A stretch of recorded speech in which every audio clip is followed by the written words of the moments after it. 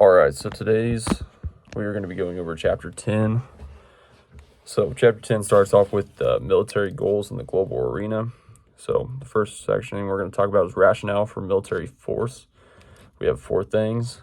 It's going to be defense, deterrence, compellence, and swaggering. Defense is obviously the defense of the nation against enemies foreign and domestic. Deterrence is basically using military power to prevent things, to deter opponents. Compellence, which is basically not technically forcing, but persuading people to do things based on military prowess. And swaggering is showing off. It's posturing your military to get people to do what you want. So the post-Cold War nuclear policy is broken down into different things. You have the high policy, programming, strategic planning, and operational planning. Everything has to go through all of this in order for nuclear things to be authorized. Next, we have third world threats, and they're broken down into medium intensity conflicts and low intensity conflicts. Medium intensity conflicts have the capacity to produce dangerous weapons such as nuclear and biochemical weapons. Typically, these are second world countries that have the means to produce these weapons, but maybe can't use them. They're more posturing. Low intensity conflicts are small scale. They're very poor countries typically. Think of the civil wars in Africa are a good example. The next one is arms control. So cooperative threat reductions, basically just working with other countries. We had to deal with Iran, the Iran Treaty deal that basically kept Iran from manufacturing uranium to use in nuclear weapons. And then we also had non-proliferation, which only works if it's followed, which we know other countries tend to not follow these kind of things. So the next thing is kind of a controversial topic. It's peacekeeping. The U.S. has kind of been the world police. You see with the Taliban, I mean, technically they acted on us first with the World Trade Center, but the United States is deployed all over the place, like conflicts such as Grenada, a lot of civil wars in Africa. The United States is pretty prevalent in Africa as well. Just kind of keeping people in check, using our military power to basically scare people into behaving.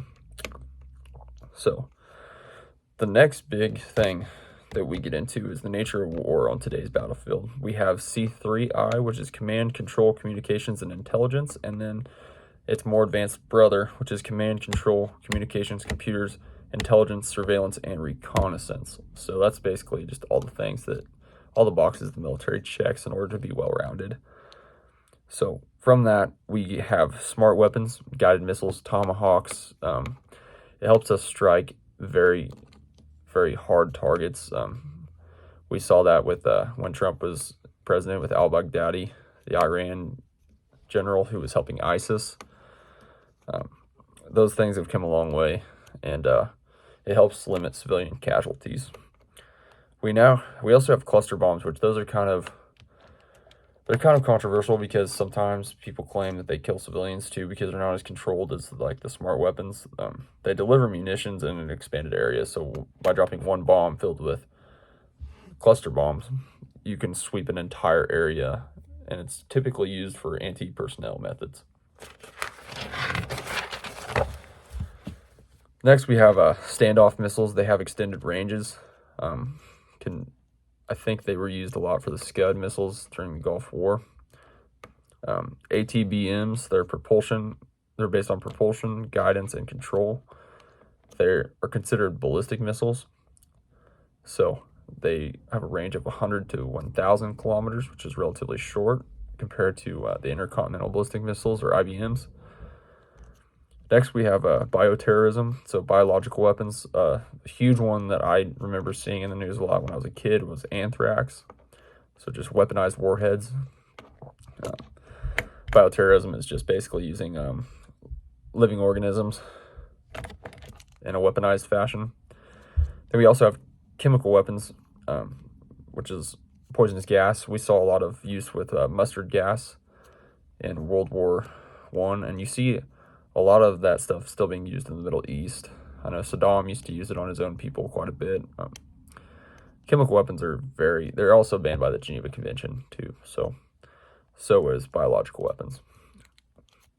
But I believe that most countries do keep stores of biological weapons just in case, but I think that's more just posturing. So, the nature of war on today's battlefield. Military vehicles, a lot of military stuff is automated now. A lot of LCD displays and everything's controlled. I mean, we have drones now that somebody can be sitting in a place, somebody can be at the Pentagon and carry out an attack on a target in the Middle East. It's insane. BMD, basically that's missile defense.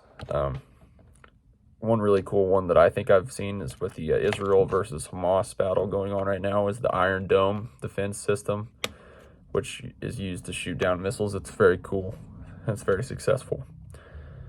Then we have DEWs, which is neutral particle beams, and I've also seen one that's really cool. They outfit riot trucks with it now.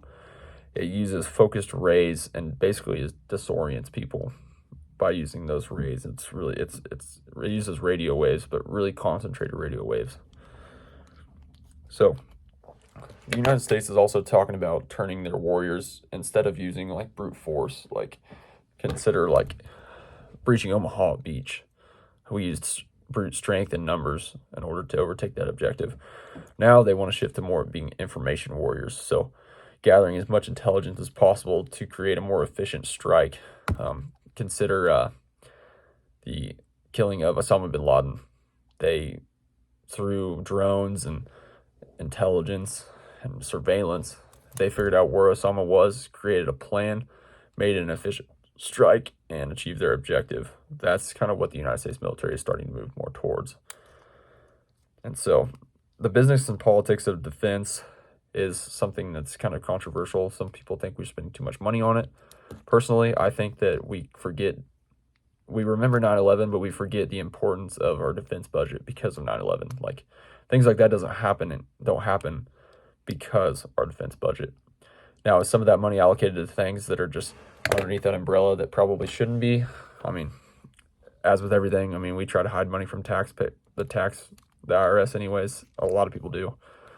So it's just one of those things. It's just, with politicians, nothing's ever plain and simple, cut and dry. So that's kind of my opinion on that. Overall, the videos were kind of interesting too. I've always kind of been a military geek, not necessarily wanting to join, but I think the technology is really cool. Always loved guns.